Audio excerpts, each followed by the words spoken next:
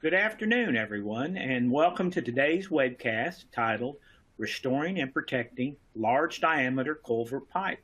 I'm Robert Carpenter. I'm the editor-in-chief of Underground Infrastructure Magazine, and I've got the honor of being your moderator today.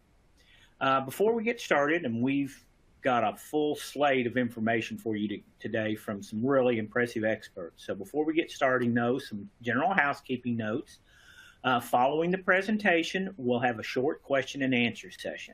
You can participate in the Q&A sessions by asking questions at any time during the presentation by just typing your question into the Q&A box, which is located on the left corner of your screen, then click the submit button. You can do that at any time. You can do it during the presentation, during the Q&A session. You can continue to have those questions coming in if you are so inclined, but please, we want your questions. Please ask those questions. So please take this time to familiarize yourself with the webinar platform. It's a pretty common platform.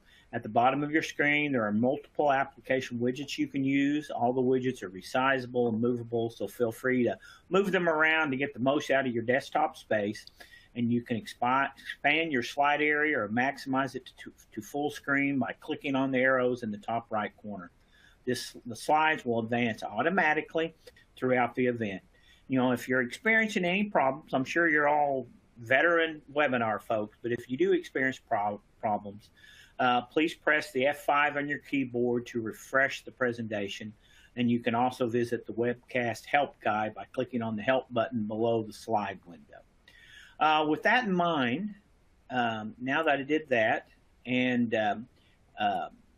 wanted to, by the way, this is me. I'm running behind here, but that's me. Many of you have seen my column in the magazine every month, and I haven't changed a whole lot, so you haven't missed much. So we're going to start now with the actual presentation and jump right in here. Fairfax City in Virginia had a problem and turned to engineers from H&H, which is a national leader in infrastructure engineering, for answers. A thorough condition assessment revealed that twin 9.5-foot corrugated metal pipes were aging, showing corrosion at the baseline, structural cracking on the culvert head walls and wing walls, and undesirable graffiti on the bridge walls, as we can see in this picture here. The city's objective was, quite clear, and I think it fits with many cities' objectives. They wanted a long-term, low-maintenance solution, so proactive qualities versus reactive is what they were planning on. And that direction, proactive versus reactive, kicked in then as they were planning this out.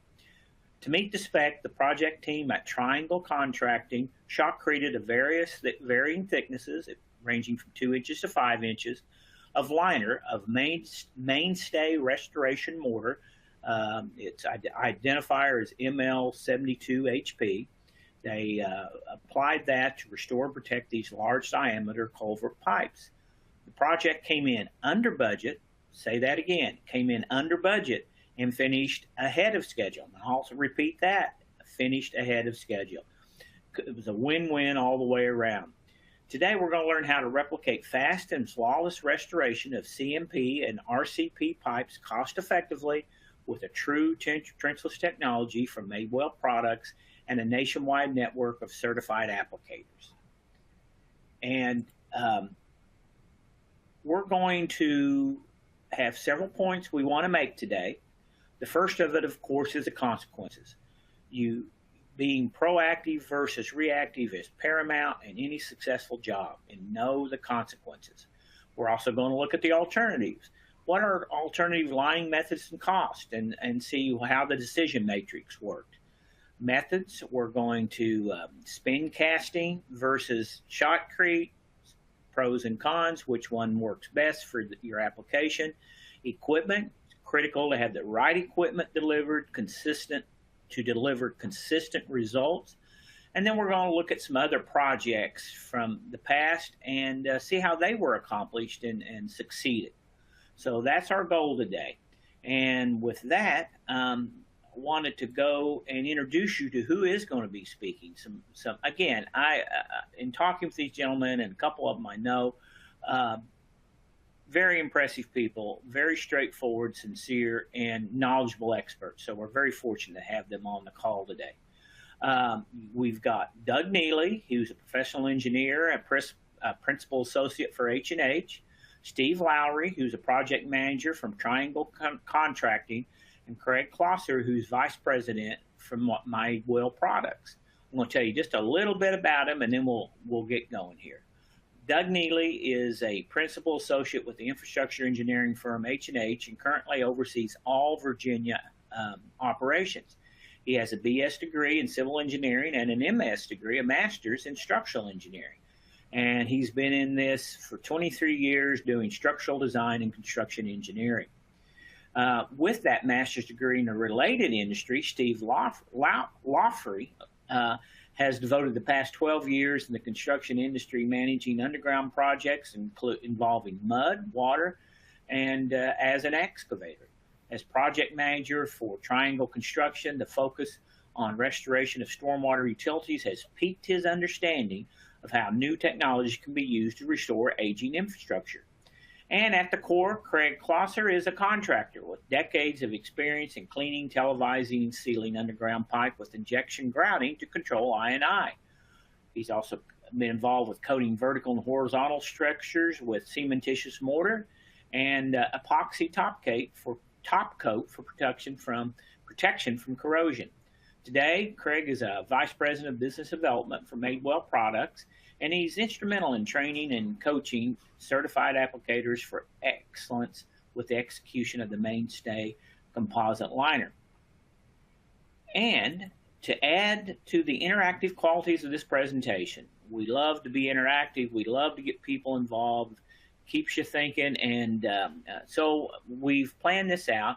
And my gentleman that kind of helped put all this together is Don Rigby of Madewell. He's another one of those experts, and he knows how to put stuff together. So he's put together these interactive poll questions, and so we're going to see what kind of responses we can get. We're going to have 2 or 3 of these scattered throughout, so please be active and participate in these interactive poll questions. I think you'll find it very interesting. With that, I'll ask Don Madewell to present a poll question so we can review the responses. And we will review the responses at the end. As you know, Robert, this is one of the interactive qualities of this presentation. We have a lot more at the back end of it. So let's do the very first question. I hope you're looking at that right now. Current practices. Your current practice for rehabbing underground pipe. Dig and replace, cured in place pipe, slip lining, cementitious lining, or all the above. Please enter your best choice for your organization. And there's no right, wrong answer. It's your answer that means the most. And I'll give you about 20 more seconds to complete this. I get to see how we're doing. And we're 36% in. Oh, we're making headway. Keep going. Thanks for giving it some thought. All right, I'd like to share the results now, and I won't read every one of them, but at this point it looks like dig and replace, all the above. How did I know that? All the above, meaning no one methodology rules. That's a good thing. And I'll end with that, and I'll now forward this next presentation to Doug Neely. Thank you for taking over, Doug. Thanks, Don.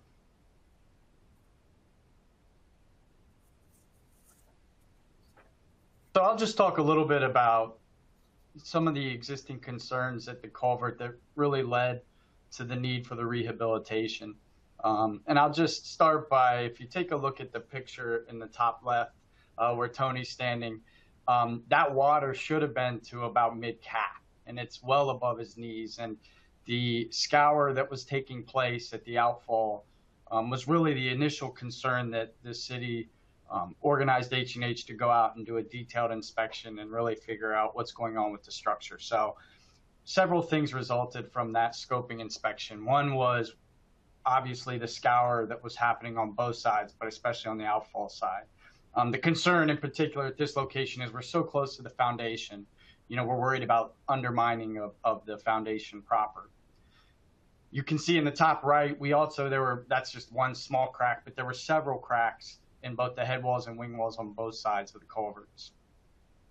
In the interior of the CMPs, we had corrosion present, we had failed fasteners, we had some localized buckling of the CMP pipe.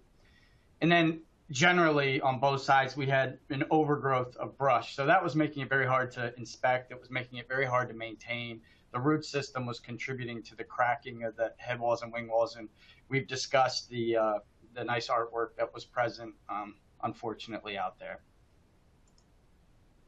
So then from that inspection, we developed the scope, and the scope, we'll talk about later in the presentation, and as many projects do, evolved a bit over time, but the initial rehabilitation scope was, one, to repair the headwalls and wing walls where we had the cracking.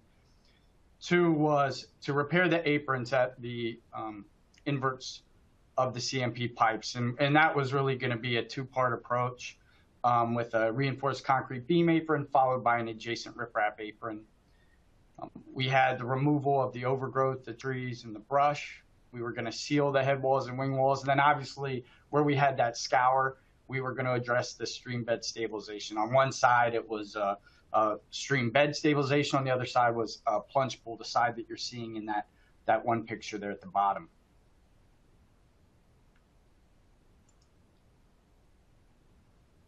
So I'd like to talk a little more about the culvert itself, the CMP, and the repairs we made to that, and also the crack repairs in the headwalls and wing walls, as those were the most structural in nature of the work that was performed out there.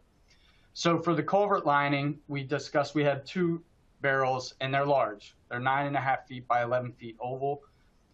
We wanted to line the entire interior at 360 degrees, and an important factor there was we wanted to have an inch above the corrugation. So, you can imagine in your mind that's a pretty significant thickness.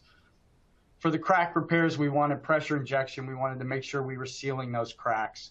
We didn't want shrinkage. We're up here outside of the DC suburbs, and we do have freeze thaw. We are subjected to winter weather, moisture. So we wanted to make sure we weren't shrinking. And then we're going to seal the concrete after the fact. So it needed to be compatible with that different material. So early in the project, we talked about what would be successful. And just to give you an idea of the location, the culverts are, while it's a sort of almost like a park-like setting, it's surrounded by businesses and residential area. So not only do we have sidewalks and a virtual, pass, but we also have off-street parking.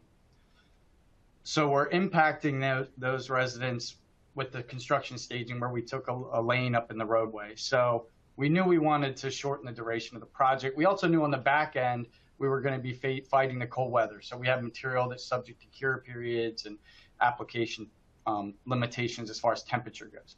So we wanted the product to be readily available. We wanted rapid cure times. We wanted it to be environmentally friendly given that environment. We discussed some strength type repairs, so it needed to have the proper characteristics. And then with every client, and this is a local municipality in particular, it needed to be cost effective. We looked at several options for the culvert lining, slip lining, spray lining, cured in place pipe lining. But in the end, given the requirements of the technical engineering and also the client, and also the overall size, we determined that a spray lining would be the most appropriate. So mainstay wasn't originally specified. We had specified a different product, but in working with Triangle, they came to us and they said, hey, we've identified a product that we think not only meets but exceeds what you had specified, and it provides other benefits in terms of its being readily available, which in this climate is getting increasingly challenging, but also very short cure periods. Similarly with the crack repairs, we looked at a couple different things, 2-component resin mortar. We looked at a non-shrink epoxy grout. We looked at a carbon fiber fabric. In the end, we went with, really depending on the size of the crack, we went with the 2-part. But if the crack was very hairline, we just went with the prime resins 900 XLV. If we had a larger crack, we would do the injection grout with the 900 XLV and then seal it with the mainstay ML10 by Madewell.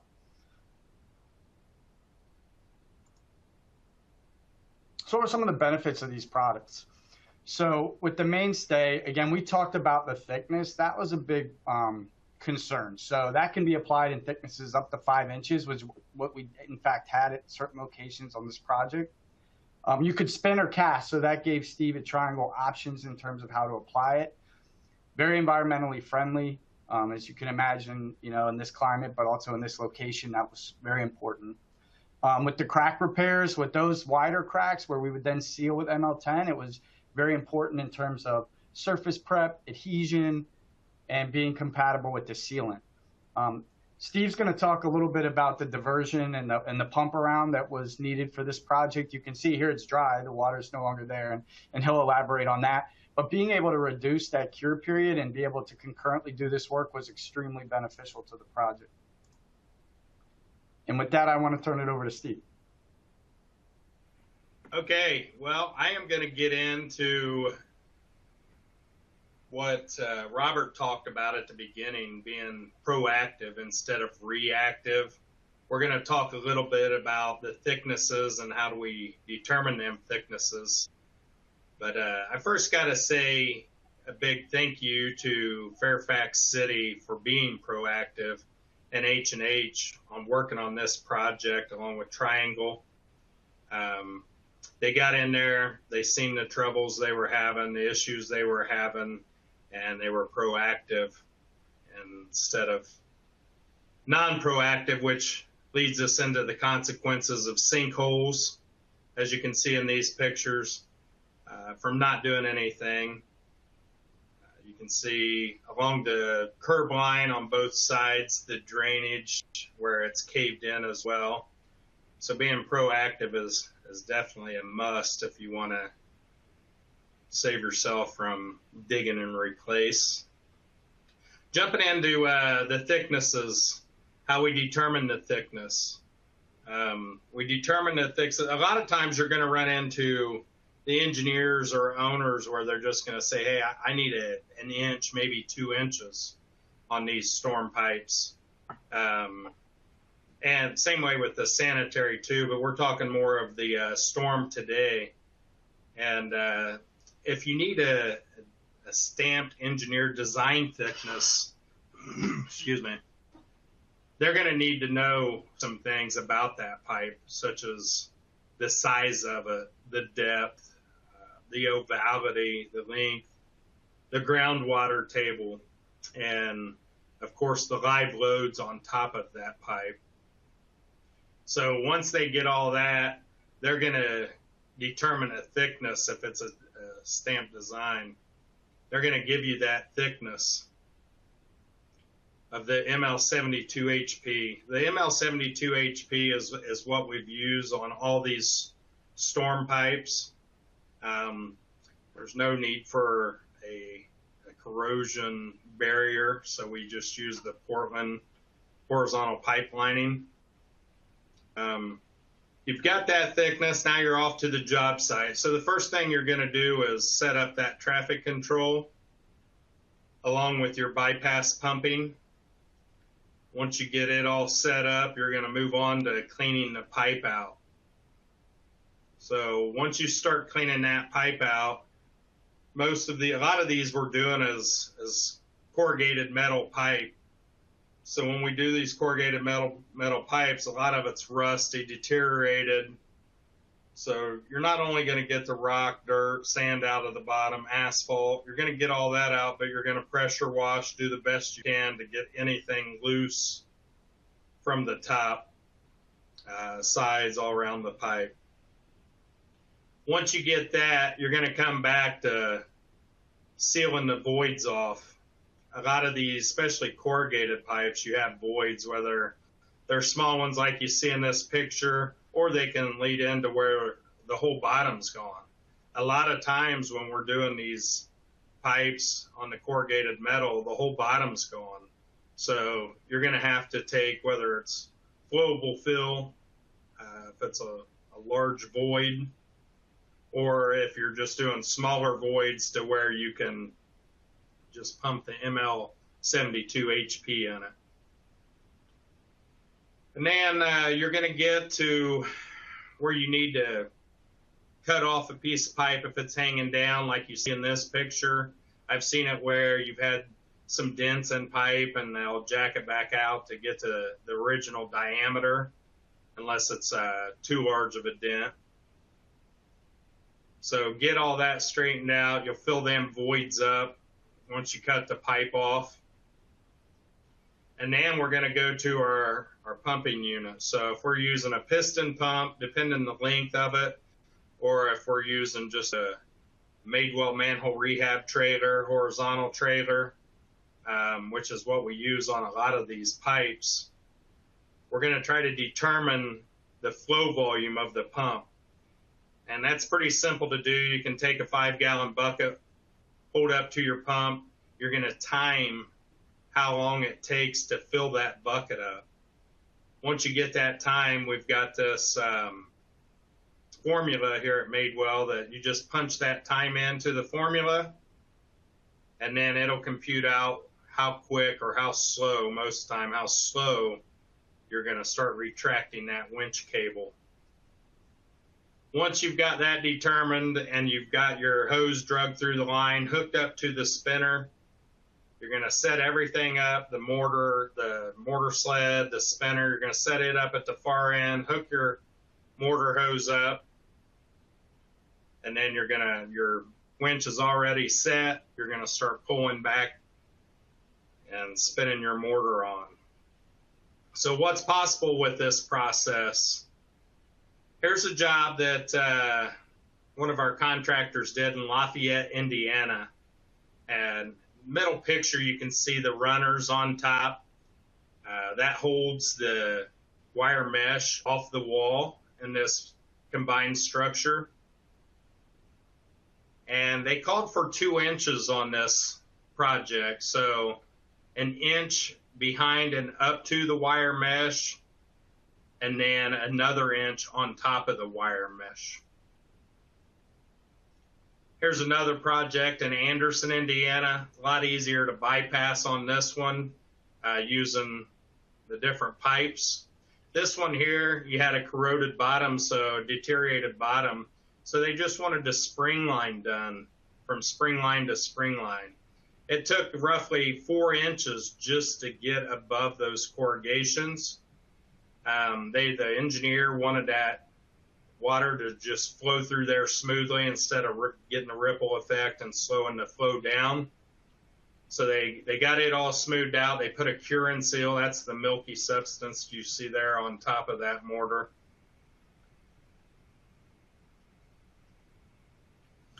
And then at this point, I'll turn it over to Robert. Okay, we jumped ahead, and now we're going to jump back.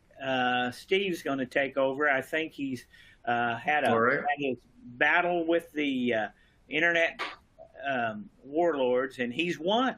So we're going to give you the contractor expert part of this, and then we'll come over and catch up and move on to our next part. So Steve, we'll let you take it away now. All right, can you hear me, Robert? Yes, great, Steve, just great. Okay. All right, so I'm going to talk about the multiple phases that we used to do this project. There was time spent doing surface prep. There was steel reinforcement, and we also implemented a bypass plan, seeing how we were working in the middle of a stream. So to start out, we had to figure out how to get this job done in the channel. We do a lot of stream restoration, so we kind of took a look at that first. The initial plan had diversion pipes going through the channel. We opted to go with a pump around system. We've had success with that. The pipes have a tendency to float, and then they're also in your way when you're going to do the work. So we worked with the engineer team and also with Madewell to understand the different cure times of the products we'd be installing. So then we knew how long we had to run the 24 bypass system. We also surrounded the pump in plywood and insulation. It doesn't look pretty, but it does a good job at keeping the sound down to help keep people satisfied. You know, this pumps can be pretty loud when they're running all night.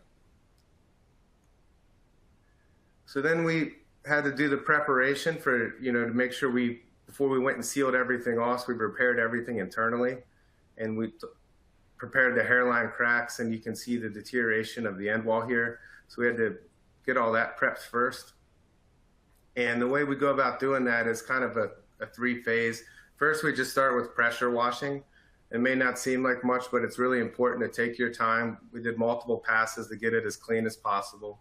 Then we used a grinder to eliminate anything that was really stuck or we couldn't remove through pressure washing.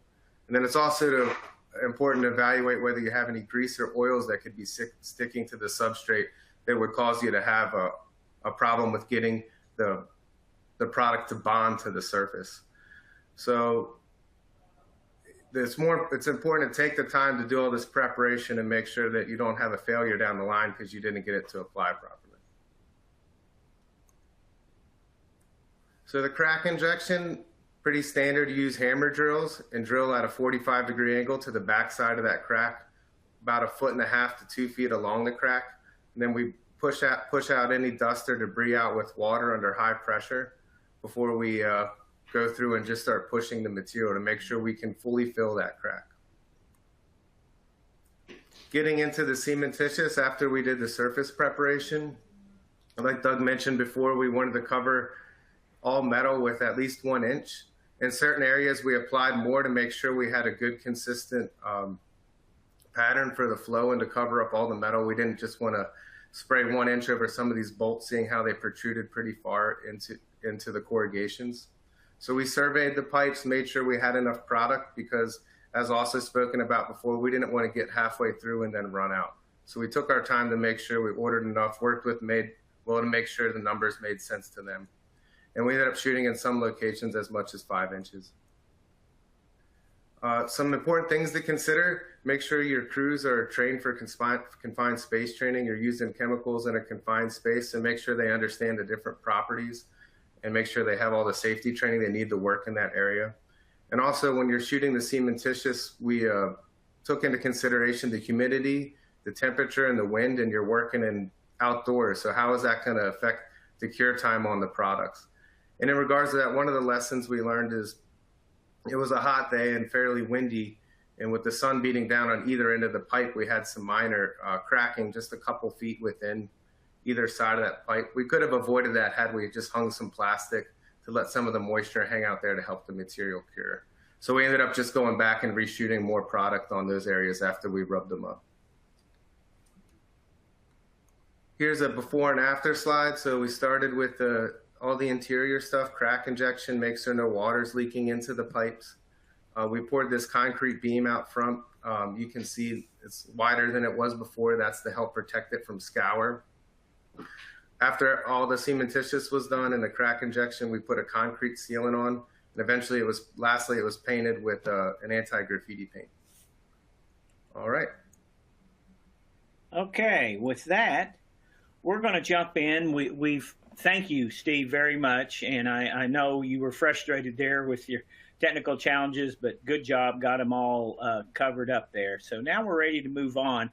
But let's just real quick summarize what we've covered here. We saw that Fairfax City had their scope and requirements for a particular project they had involving some corrosive culverts. We talked about the project benefits, identified that it was a multi-phase project, and we learned that it's a step-by-step process and you have to trust that process. And then we also learned what's possible with other large diameter other large diameter projects, that is. So with that, let me just say here, I think, Don, do you have another segue, another poll you want to show us? Of course I do. And I do think that questions are coming in through the transom, so we're going to have a busy Q&A process at the tail end. So here's the question, and we'll take a few moments to let everybody respond. Factors that affect your choice of pipe rehab method. Your options are cost, longevity, soil and groundwater conditions, engineer spec, all of the above.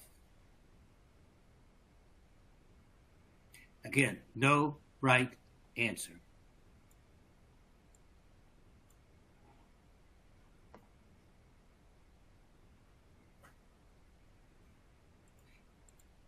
We are going to have a pretty active Q&A process, Robert. You're going to be pleased. So am I. And any questions we don't answer live, we will answer in writing.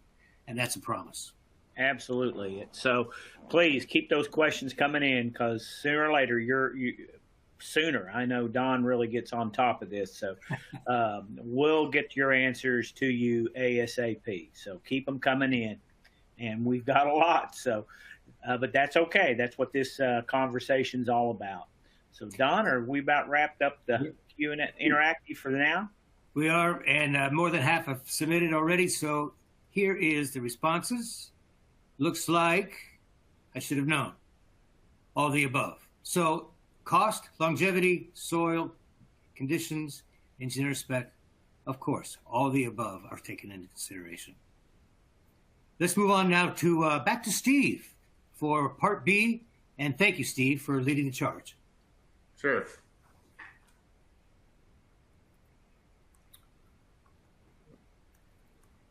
All right, so I'm going to talk about equipment and training. So I got two humorous pictures here, but you know, it's not funny when you're on the other end of that. So, and that's part of why we partnered up with Madewell. Craig's provided a lot of great training and brought a lot of understanding to our company to help us be successful. He sells the equipment, but he also trains you on how to use it.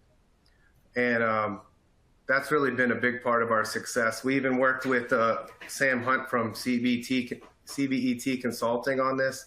Craig helped us get set up with them to help us make sure we were shooting all the material out of our rig properly. So I'm going to go through some of the equipment now.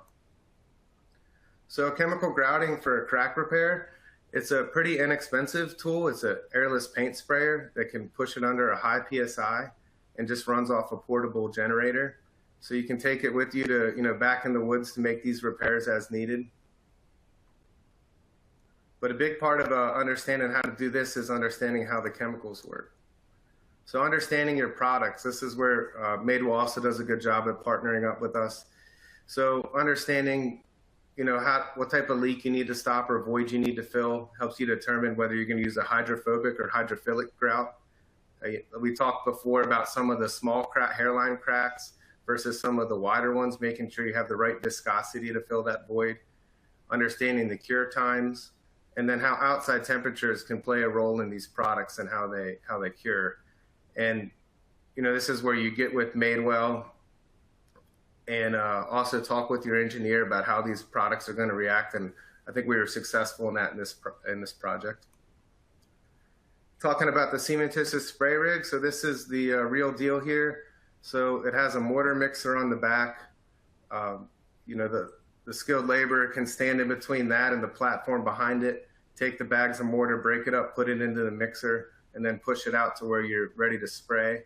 It comes with a water tank on top of it that you can fill it with water either on the job site or before you leave for the job site. And it also has the air compressor and the pressure washer. So everything is self-contained on this trailer to help you have a successful day doing cementitious lining. For this project, because of the amount of cementitious we were going to push, we needed a large air compressor. So you want to make sure that, you know, you're not constantly waiting for that pressure to build, so you can continually shoot the product out and put those layers on as you see fit, so that you can, you know, check the different parts of the pipe and just go at it. So, all right, with that, I'm going to pass it on to Doug. Thanks, Steve. So, you know, I think we've hit on a little bit. The project was successful, but I want to get down into that a little bit in more detail, and specifically what made the project successful and what defines, you know, success. So for us, I think it really came down to a few things. One was quality materials, right? The Madewell products were really fantastic on this job. Proactive engineer, I think H&H working with the supplier, with the contractor, with the owner, a qualified contractor, which is very important. I think that's important in any type of project anywhere. And then a results-oriented owner. And with the city of Fairfax on this job, they were very open to dialogue about what product, what changes might be best. They weren't ever married to one thing. So we had a very constant and open discussion about not just the technical details, but the schedule and you know, how we could improve things as we went along. And, you know, having each of these four things individually is great, But unless you have the four pulling in the same direction, it's really hard to have a truly successful project. So let's talk about some of these successes. And when I talk about some of the added scope, it's going to seem even more successful. But we finished 1 month ahead of schedule, which may not sound like a lot, but when the whole entire duration of the project was only supposed to be 6 months, we were roughly 20% ahead of schedule. And the residents were very, very appreciative of that, especially the ones who were no longer allowed to park off street right at the vicinity of the culvert and who live right next door to the project site. The cost was below the engineer's estimate. That was, to have a project finish both ahead of schedule and ahead of budget is somewhat rare. And it did allow for certain things, added scope, which we'll talk about here in a minute. And again, I briefly mentioned earlier, but really minimizing the duration of the impacts on the pedestrians, both on the sidewalk and the off-street parking, and those who kind of use the property as almost parkland was really important to the city. We were able to do that by finishing early. And then the 24/7 pumping, there was a cost associated for that, not just for Steve and Triangle, but also here it is just in the woods on display. It's a little bit of an eyesore. There is, even though we did decibel readings and had to keep it below a certain limit, that's still running throughout the night. So being able to minimize the times we had to use that and the length of the project was extremely beneficial. So like all projects, I mentioned earlier, we start with a scope, and by the end, it's never quite the same, right? The as-built drawings are never quite the same as the contract drawings. So a few things that unfolded as the project developed. One was once we did the power washing and got some of the brush removed, we realized there was a need for additional crack repairs. Some that we thought we didn't really see. Others where the headwalls met the wing walls, we had some fairly significant cracking at the top. There were also a few trees that we debated removing in the beginning of the project, but as we got into it, we felt, that root system had the potential to cause cracking of the headwalls and wing walls down the road. So now, while we were mobilized, would be the time to get that work done. Aesthetically, I talked earlier, we were originally just going to seal the concrete, and it was almost like a white color, and we were worried we were basically going to protect the concrete and then have a big canvas for everyone who wanted to spray paint it with graffiti. So we discussed going with a more uniform, aesthetically pleasing gray, a little darker, and then applying an anti-graffiti coating, which is almost, if you've ever seen that product, it's like a wax almost. And then finally, while we were doing the project, we discovered a sanitary sewer line that was running underneath the creek within the project limits that no one even knew existed. No, it wasn't on any plans. So the sewer pipe was damaged. We repaired it. We were able to cast it in encasement per the city's standards. So now not only do we have a new pipe, we know exactly where it is, what elevation, it's protected for many years to come. So we were able to add all of this work, which was not part of the original scope, still finish under budget and a month early. And with that, I want to turn it back over to Craig. All right. Thanks, Doug. I'm going to get into talking about some of the technologies and methodologies of underground pipe and replacing them or lining them. As everybody knows, there is no silver bullet that is just going to take care of each pipe. So we rely on several different things. One being the open cut, dig and replace, the CIPP, the slip liner, and then more of what we're talking about today, the cementitious liner. Okay, some of the renewal methods being slip lining, cured in place, cementitious mortar lining, epoxy lining, pipe bursting, and dig and replace. Some of the cost matrix that go into figuring out what you're going to use on these pipe lining jobs. With the cured in place, the slip lining, you've got an increased width, exponential increase in the cost, and then you're going to transport all the finished goods to the job site. Whereas the spin casting, you're basically going to load up your equipment, your trailer, your lining trailer or piston pump, depending on the length that you're lining. A lot of times you're going to get the product shipped right to the job site. If not, the trailer will carry it for the shorter sections, which comes down to a big cost effectiveness on mortar lining here. Big cost savings there. So we'll talk about the pipe rehab alternatives, beginning with the most expensive. And when we started off, you've seen the cave-ins of doing nothing. So of course that's going to be the most expensive, to not do anything at all. Just leave it alone, wait for the ground to cave in, which will lead right into the second most expensive, which is the open cut or dig and replace. Moving into pipe bursting, cured in place, pipe lining, slip lining, and then your most cost effective being the cementitious lining. On these large diameter pipes, and again, we're mainly talking about storm today, but it counts for sewer as well. We get into corrugated metal, reinforced concrete. We've been into PVC pipe lining with cementitious and epoxy. A lot different prep work, of course, on larger PVC pipe compared to the corrugated metal and reinforced concrete. The pipe sizes, although we've done smaller than 24-inch pipe, we usually recommend 24-inch and above for the cementitious lining. With the methodology on these cementitious lining, you can either use the spinner or you can use the shotcrete nozzle. To the left, you can see the spinner sled application where the winch is pulling it back. And to the right is the shotcrete. This is a picture from the Fairfax City project where they was using the shotcrete nozzle. The product that was used on this project in Fairfax City and in all, well, I shouldn't say all, but most all of our storm lining projects is the ML72 HP. HP just standing for horizontal pipe.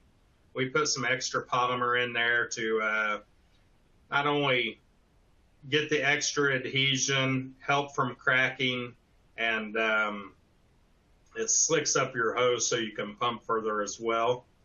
This is a very high build mortar, non-shrink, waterproof and seals, and definitely has a structural reinforcement.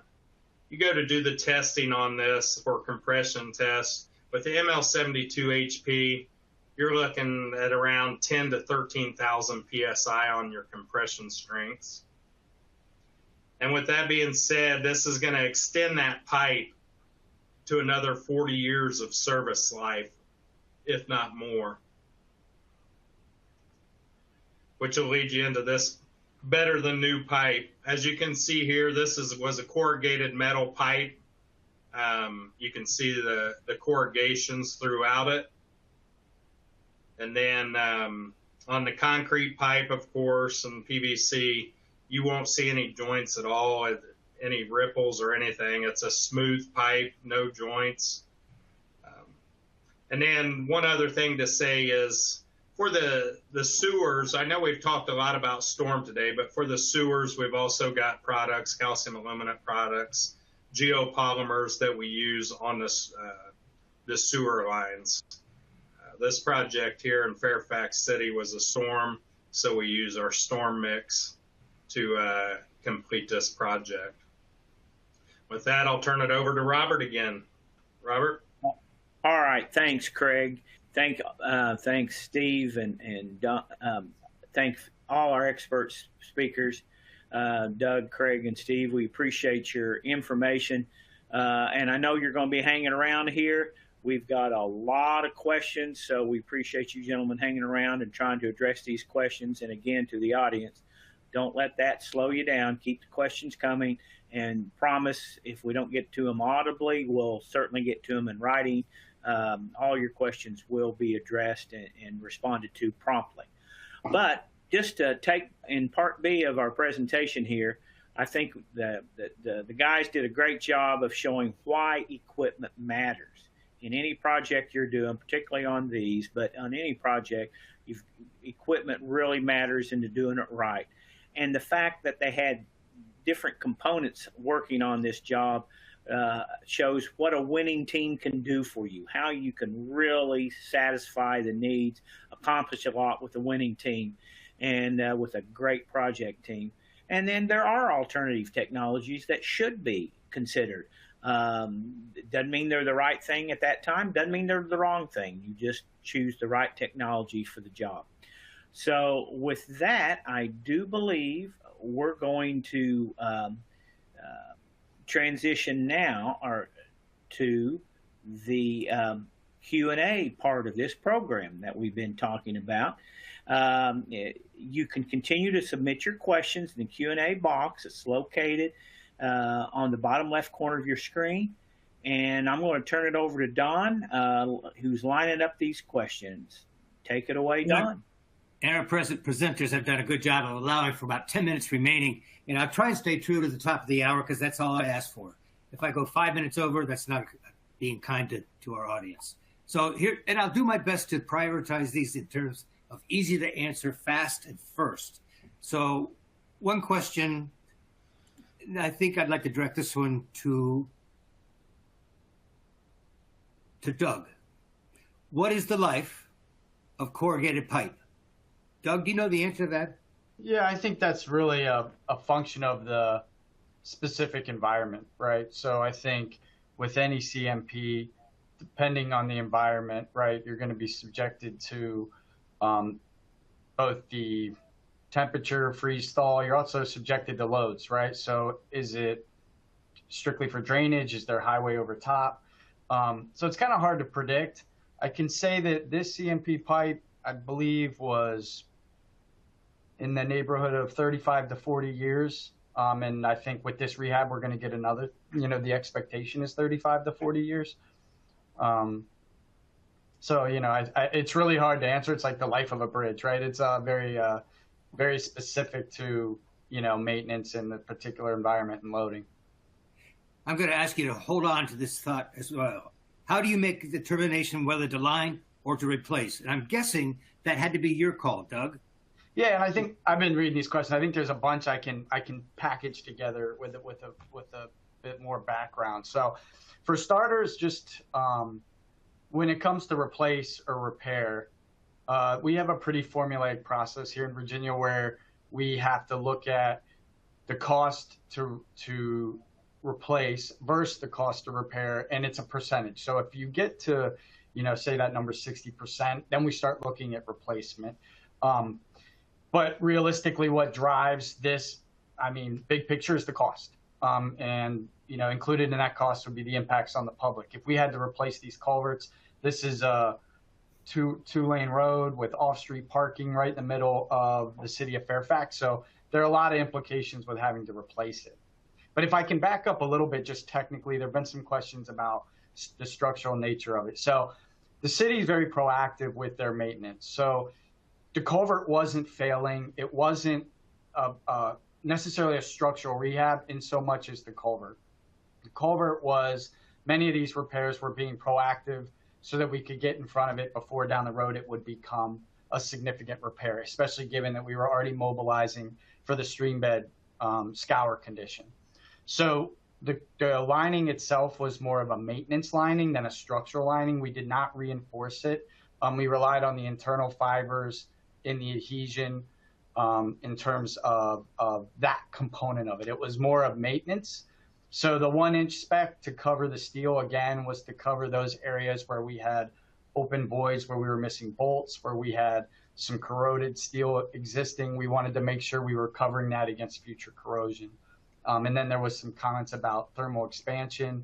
Again, with these type of maintenance projects in Virginia, we generally go with spray-on linings for our culverts with the internal reinforcement. That's pretty typical for us, and the flexibility of that system with the internal strengthening is enough to offset any radial differences in expansion lengthwise, right, is maybe a bigger concern when we're talking about expansion, but that's not as big of an issue with culverts as we would have, say, in a bridge structure. I think that was a fair amount of the questions. I'm trying to get there. You're consolidating. Well I'm done. trying. I'm going to now go to a contractor perspective and ask a question of Steve. With this method being hand applied, how was this thickness controlled? And based on curing thickness, how was cure of the materials monitored? Stephen? Okay, yeah. So, you know, you can measure the thickness easy enough as you go just using a standard depth gauge. So that's how we evaluated to make sure we were getting our at least 1 inch or more. In regards to the, you know, making sure you have the right conditions for your product to cure, there's a pretty wide range that it can be applied. So, you know, you're making sure you work within those temperatures, and then making sure you're checking the humidity, or, you know, for, in this instance, we had to make sure we weren't going to have a large rain event. But, you know, as you're applying it, making sure you're watching it go on, and you're evaluating it for when you're going to, you know, start troweling it out if you need to, if you're on the finish, you're ready to start finishing it. But you're taking those things into consideration to make sure that there's enough moisture in the mortar for it to cure properly, and you're working within the temperature requirements. You know, the corrugation on a 9.5 foot pipe is about 4 or 5 inches, isn't it? Mm-hmm. Yep. That's got to be tough to keep the consistent thickness that you're looking for. Yeah. There's nobody on this call that has more experience in cementitious lining than Craig. Craig, I'll ask you this question. Is it always necessary to reinforce the cementitious lining? No, not necessarily. It just depends on, it really gets back to that design thickness. What you're in, the depth you're in, the live load, the structure, what size, what shape of pipe it is. So most of the time what we run into on these pipes like Fairfax City and these other smaller storm pipes is that it's an inch or two standalone. This product's got a high compression strength, so they rely on the mortar alone and the host pipe that's already there. Now you get into a lot of these brick structures or deteriorated concrete, a lot of times they'll want reinforcement, whether it's a wire mesh or something different. Keep connected here for a second, Craig. I like this question. If I had to convince my boss that spraying is better than CIPP, how would I do that? And can you provide me with justification? Yeah, well, it really determines on one big factor is the size. Of course, like we said throughout the webinar, you're going to save money with the cementitious. You're putting another 40 years at least in this pipe. The big factor with the CIPP is going to be the diameter, the size of the pipe,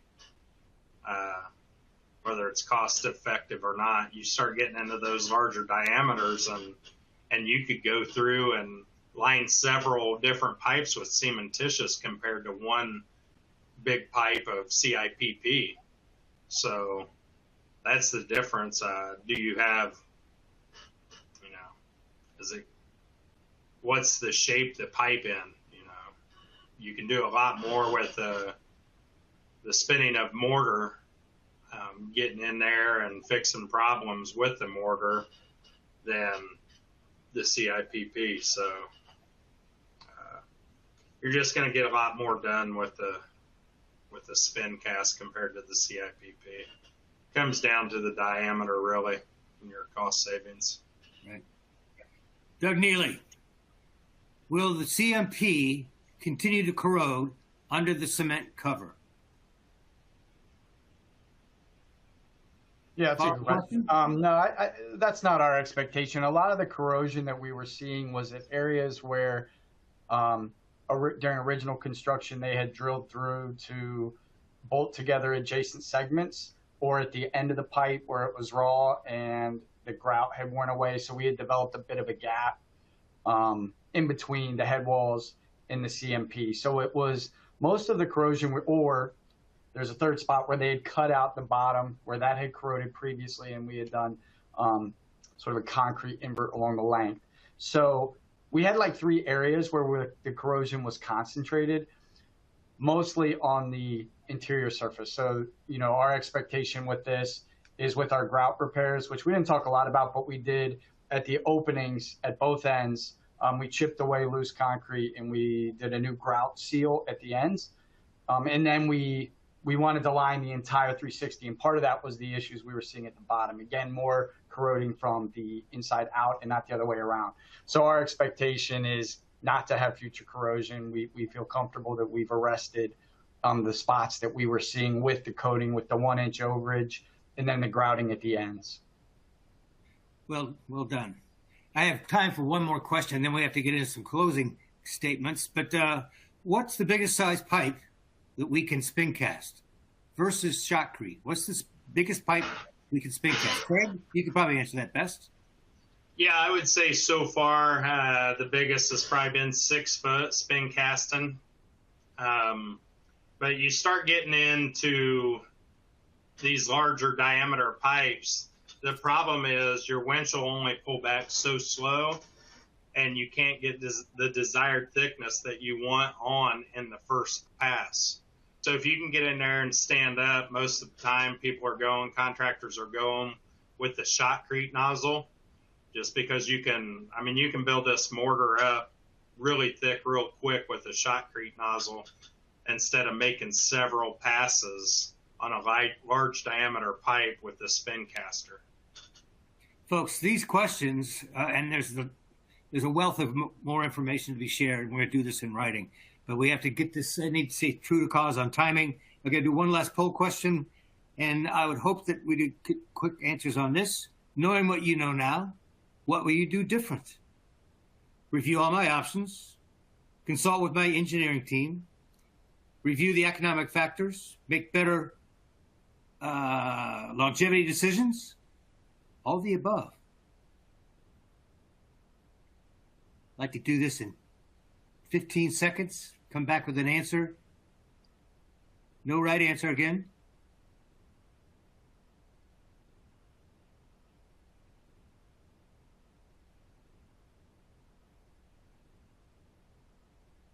And based on time, I'm going to go ahead and push the results, and I'm going to get what I fully expect, which is all the above. I knew that. Folks, we look forward to responding to all your questions in writing. Expect it within a week's time. For now, I want to go back to my subject matter experts and ask for their parting comments and parting wisdom. Doug? Yeah, I think if I would just say one thing that was very beneficial to this project was just the open dialogue between the owner, the contractor, and the engineer, and really just being open to different materials, different technologies, working towards, you know, a common goal at the end. And that relationship on this project really reaped rewards in terms of the overall project success. Stephen. Yeah, to follow up on that, there's a lot of technologies out there that are, coming about quicker than the specs and manuals can keep up with, and just working with people that are in the industry and that can help you communicate that with the engineers you're working with from a contracting standpoint has been a big benefit to us. And Craig? Yeah, I would just say, if whatever questions you have, keep them coming. If anybody needs demos, specs on different products for storm, sewer, whatever it may be, feel free to reach out. We're here to help in any way we can, whether it's equipment, getting on the job site and getting dirty with you and figuring the project out.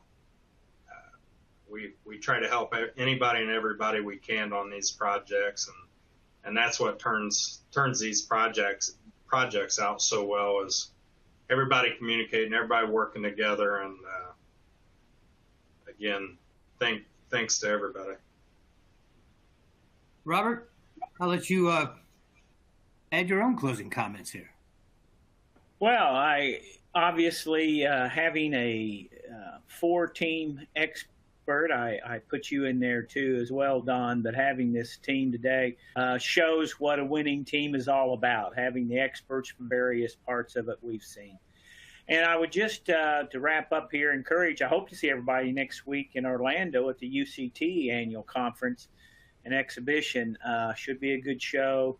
We'll continue the learning there, continue the education and the discovery of how to take care of our pipes properly, what technology is available, and where do we go from here. And Don, I think Madewell is going to be around there, and you've got another place you're going to be going soon. We will be at UCT. We will at WWETT in Indianapolis. A couple trailers, a lot of equipment, and a lot of conversation around adhesion. It's pretty important. It's a really failure point in our industry, and we do everything we can to minimize that to a high degree. But I'll let you close it out, and thank you, everybody, for being on board. Well, as you exit this presentation today, there will be a post-event survey. Please share your thoughts on what you'd like to see and hear on future webcasts, and we'll try to tailor something right up your alley. We'd like to thank you all again for attending. We'd also like to thank Madewell Products, Triangle Contracting, and H&H for putting together this timely and informative presentation. And finally, our webinar platform on demand, a version of that will be available in the coming days, and we'll email you a link to everyone how to go on and share this with other people or review it at your convenience. So again, folks, thank you for attending this webinar, and have a fantastic rest of your day.